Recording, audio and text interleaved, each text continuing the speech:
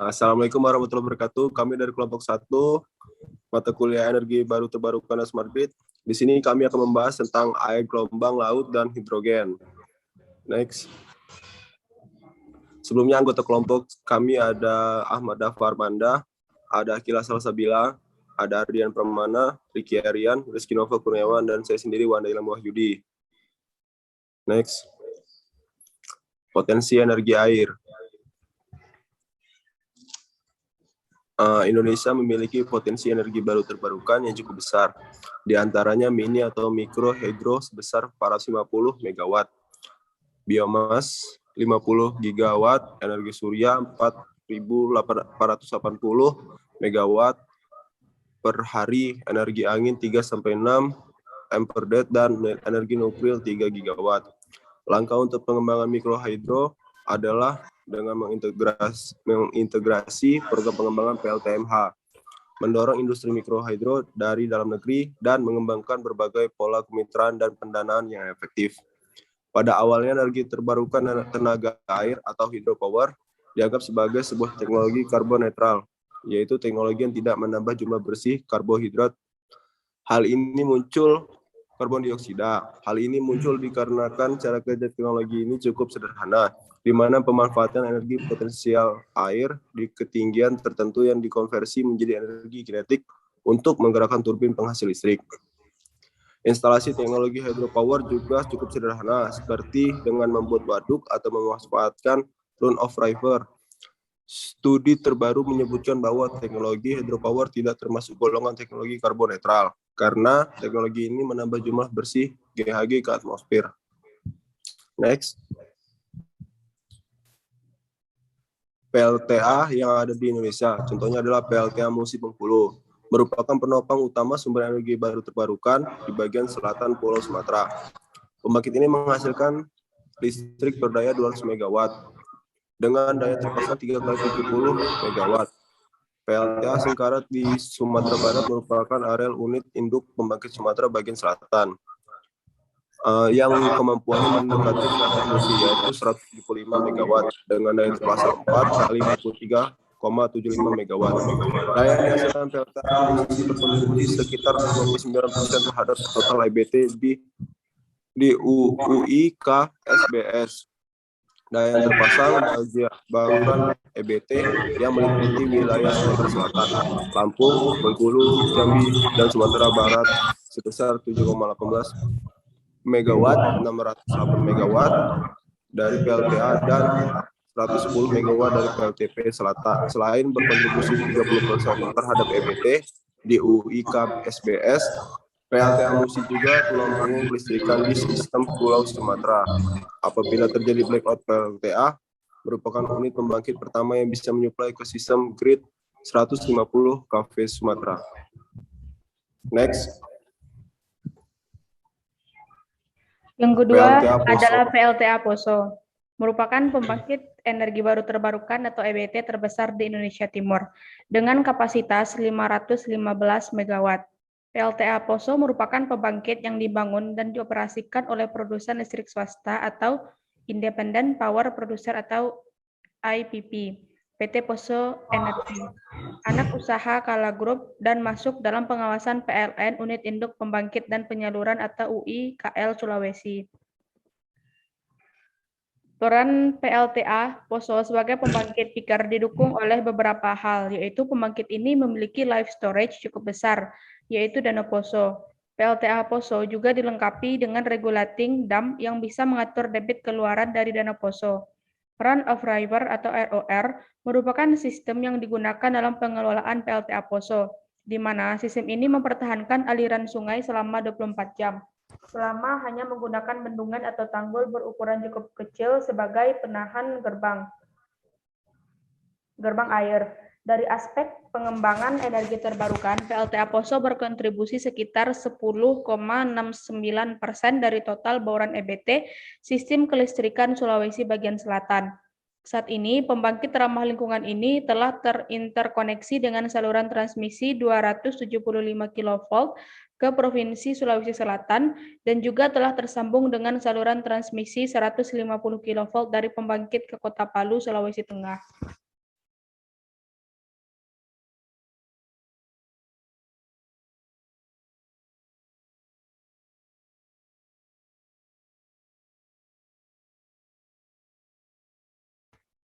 4. PLTA Cirata merupakan PLTA terbesar di Asia Tenggara yang mulai beroperasi secara komersil sejak 25 Mei 1988. PLTA Cirata ini didesain untuk memenuhi kebutuhan puncak 8 unit yang dikelola oleh PLN Jawa Bali atau PJB. Tersebut memiliki kapasitas 1008 MV dan atau 8 kali 126 MW. Rata-rata energi yang dibangkitkan 1.428 GWh per tahun yang disalurkan 500 kV Jawa Bali Madura.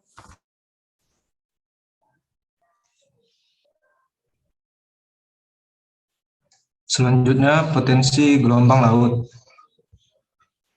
Potensi energi gelombang laut sebagai pembangkit listrik di Indonesia.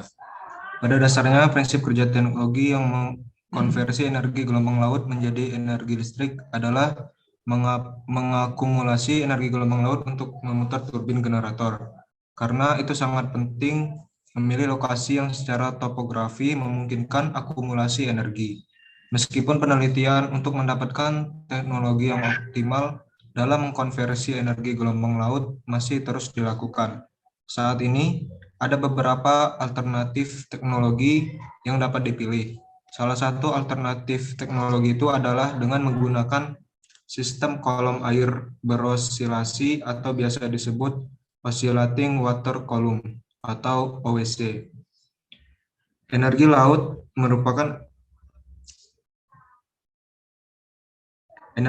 merupakan alternatif energi terbaru dan termasuk sumber daya non-hayati yang memiliki potensi besar untuk dikembangkan di Indonesia.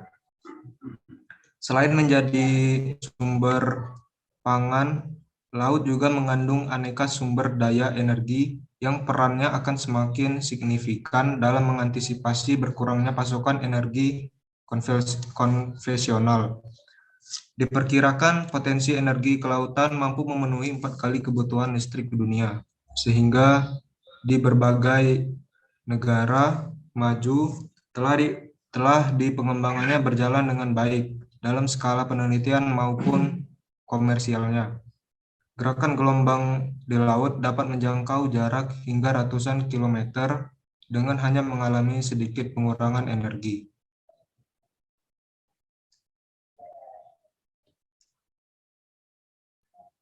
Kemudian kriteria lokasi potensi gelombang laut. Yang pertama ada tinggi gelombang laut. Gelombang yang selalu terbentuk sepanjang tahun dengan tinggi minimal 1-2 meter. Gelombang yang sesuai dengan kriteria tinggi tersebut adalah gelombang swell, di mana mengandung energi yang besar. Yang kedua ada arah datang gelombang. Mulut konektor harus sesuai dengan arah datang gelombang. Jika tidak searah, maka energi gelombang yang masuk akan berkurang, sebab banyak yang hilang akibat sifat refleksi, difraksi maupun refraksi pada gelombang. Itu ada syarat yang ketiga ada syarat gelombang baik. Gelombang baik adalah gelombang yang tidak pecah akibat pendangkalan. Pada saat gelombang terpecah, ada energi yang terbuang, di mana massa air akan mengandung gelembung udara sehingga mempengaruhi besar kerapatan massa. Yang keempat ada keadaan topografi lautan. Optimasi terhadap desain akhir PLTGL sistem OWC tergantung topografi kelautan atau barimetri di sekitar lokasi. Apabila kondisi dasar lautan atau permukaannya kurang memenuhi persyaratan, maka dapat dilakukan pengerukan atau penambalan. Selanjutnya yaitu potensi hidrogen. Potensi energi hidrogen yang ada di Indonesia. Pada saat ini, gas hidrogen yang ada di Indonesia tersedia dari gas alam yang diproduksi 4 industri gas besar. Harga komersialnya sebagai bahan kimia berkisaran dari 200.000 hingga 1.700.000 rupiah per 6.000 liter, satu tabung besar, sesuai dengan kadar puritas hidrogennya. Sehingga dapat diperkirakan bahwa operasional full cell per kWh adalah Rp 3.300 hingga Rp28.300 dengan asumsi bahwa per kWh memerlukan rata-rata 0,8 sampai 1 liter gas hidrogen. Karena gas hidrogen tersebut masih diperdagangkan sebagai bahan kimia, maka masih terasa mahal. Jika ditetapkan sebagai bahan bakar, maka komersialisasi dapat diperhitungkan secara ekonomis. Melihat kebutuhan energi mix pada tahun 2025 nanti adalah sebesar 250 MW, yang berarti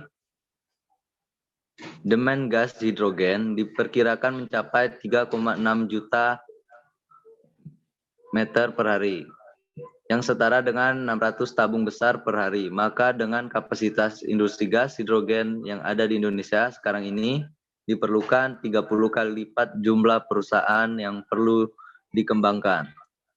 Next.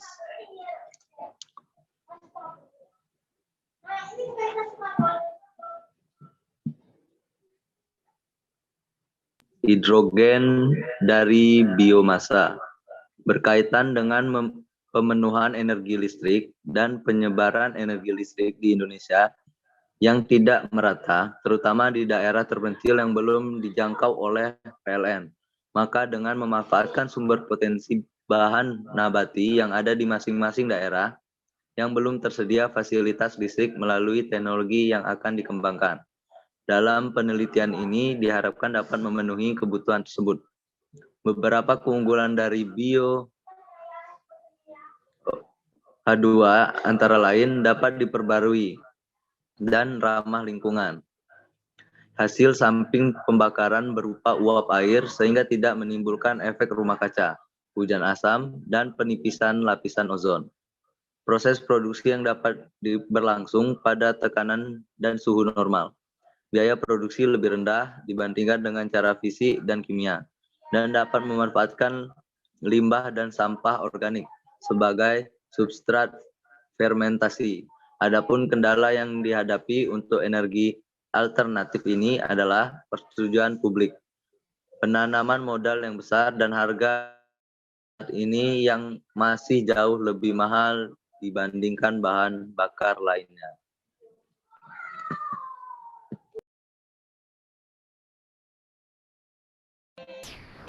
Lanjut, ada green hydrogen atau yang biasa disebut hidrogen hijau adalah hidrogen yang dihasilkan seluruhnya oleh energi terbarukan atau dari tenaga rendah karbon.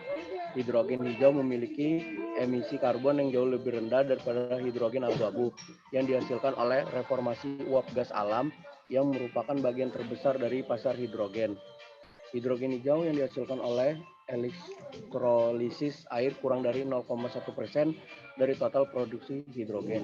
Ini dapat digunakan untuk mendekarbonasi sektor yang sulit untuk dialiri listrik, seperti produksi baja dan semen. Dengan demikian membantu membatasi perubahan iklim.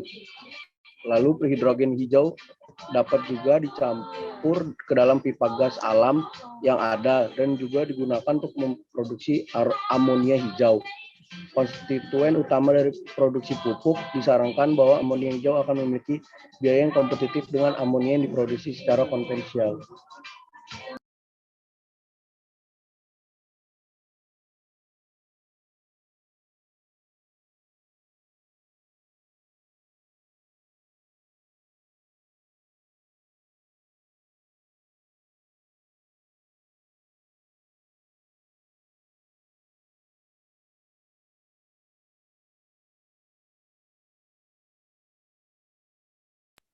Selanjutnya di sini kami akan melakukan sesi pertanyaan pada masing-masing anggota kelompok. Jadi antara anggota kelompok akan memberikan pertanyaan kepada anggota lainnya. Mungkin di sini saya akan mulai terlebih dahulu. Di sini saya akan bertanya kepada saudara Akila Salsabila. Untuk Akila, saya ingin bertanya, apa itu mini hydro? Mungkin bisa dijawab dengan Akila. Oke, izin menjawab ya. Mini hydro itu merupakan pembangkit listrik tenaga air dengan skala kecil. Biasanya kan kalau PLTA atau pembangkit listrik tenaga air biasa itu skalanya lebih kecil kan. Nah, kalau mini hidro ini pembangkit listrik skala kecil dengan daya keluaran sekitar 100 sampai 5.000 watt. Begitu. Oke, Akila, terima kasih. Mungkin ada yang lain ingin bertanya kepada anggota lain.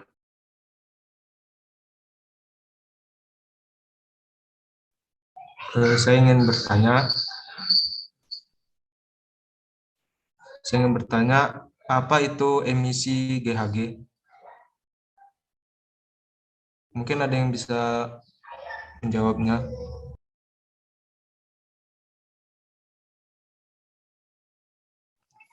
Izin menjawab ya, ada pertanyaan saudara Ardian.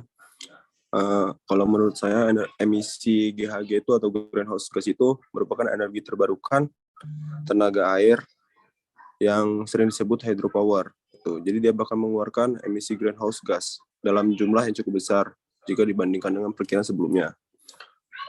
Begitu, saudara Ardian. Oke, makasih Wan jawabannya.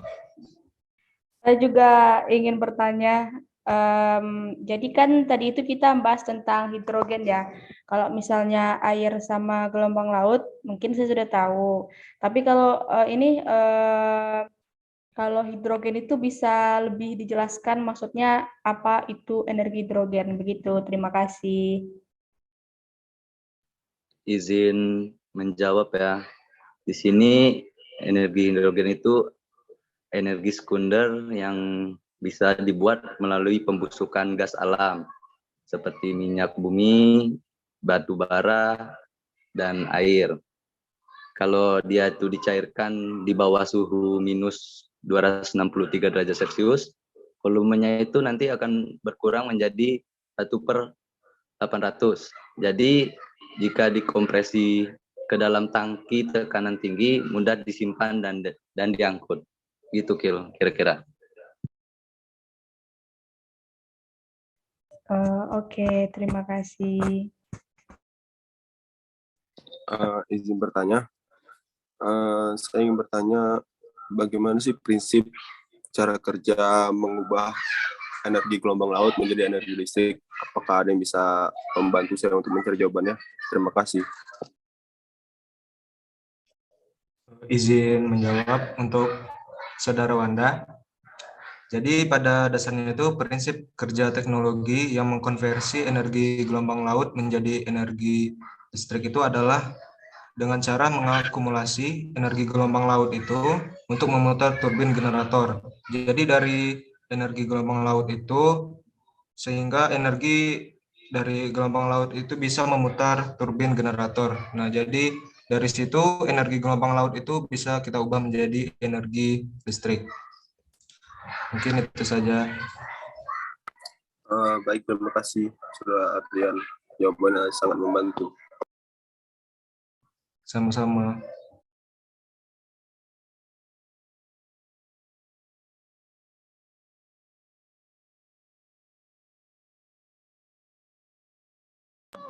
Izin bertanya lagi, boleh?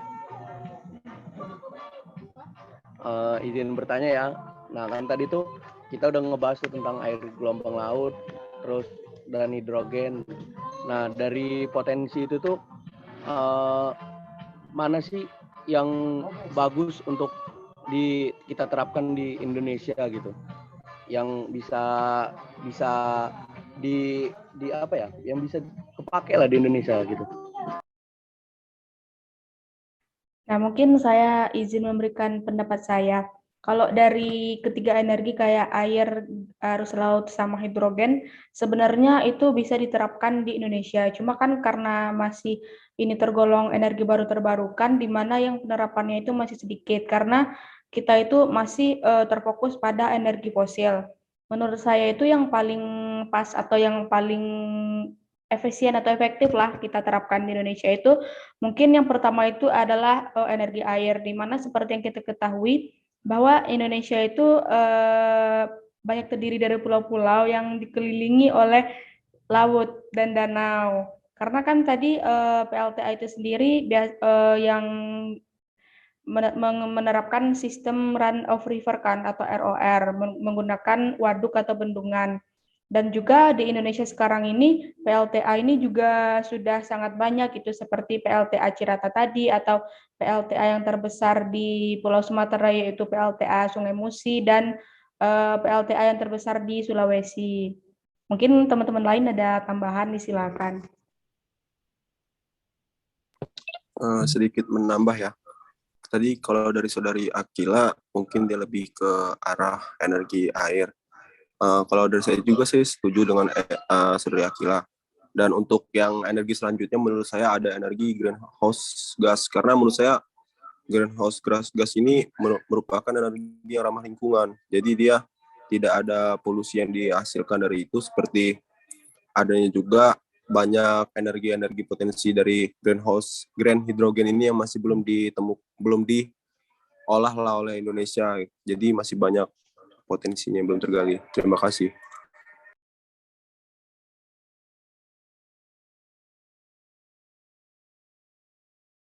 Mungkin ada tambahan dari yang lain?